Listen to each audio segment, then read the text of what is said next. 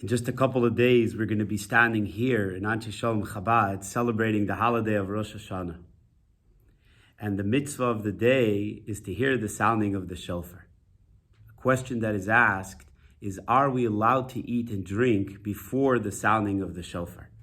And this is a fascinating question in Jewish law, because throughout the year we know, even in Chabad circles, that we eat and we drink before we pray every single day, based on the teachings of the Tzemach Tzedek, the third Chabad Rebbe.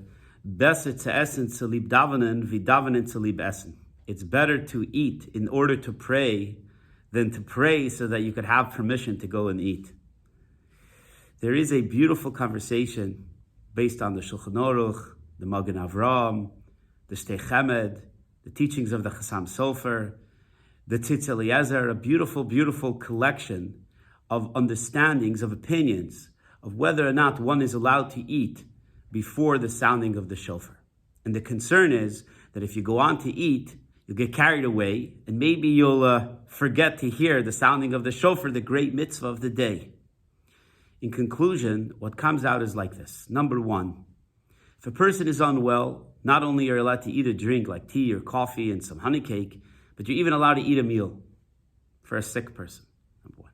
Number two, if you are weak and you know that you're not going to be able to pray the whole prayer and make it through all the way to the end of the Musaf prayer, then you're allowed to eat and drink. How much? A little bit. Before you come to shul, eat a little something, drink a little something. This way you'll know you'll be able to concentrate and focus. In fact, the Chassam Sofer says very beautifully that we know that if a person is not fed, he can't focus. His heart is not there. So how could you come to shul in the morning or Rosh Hashanah and not being able to focus? You won't be able to pray properly. So if you're that kind of person that without eating and drinking, you can't focus, eat something and drink something.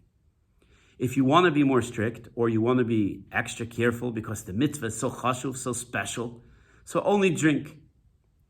Many people have the custom, they won't eat and drink before Shachris. What they'll do is they'll come to shul, and then after Shachris, they'll make Kiddush, like we do on Shabbos and Yom Tov. And after Kiddush, they'll eat and drink something. And then they'll go to hear the sounding of the shofar. And then later on, they'll go make Kiddush again. Or some will just go into washing for bread. And then they'll have a beautiful holiday meal. The point is, if you're custom and you are able to not eat or drink, so let it be. If you're able to only drink and not have to eat, and that will give you enough strength to focus, so let it be. If you're a person that needs to eat a little something, whether it's a piece of cake or a banana or chocolate or something that gives you strength in the morning in order to be able to pray, surely and clearly you're allowed to. Why do we bring this up? Because the mitzvah of Rosh Hashanah, of blowing shofar, not just the celebration of the holiday which is seeped in the foods that we eat and all the cultural things that we do, but the mitzvah of Rosh Hashanah is the blowing of the shofar. You want to do it right, just like the holiday of Sukkot, where we have the Lulav and Esrog, or the days that we recite Hallel. This question also comes up. Should we or shouldn't we eat and drink before we do this mitzvah? We want to do the mitzvah right. And this is the way we do it right, knowing that we're following the code of Jewish law before we even come to do the mitzvah, so that we do the mitzvah beautifully. Wishing you all a beautiful, happy, and healthy holiday of Rosh Hashanah and a sweet new year. Ksiva v'chasima tova.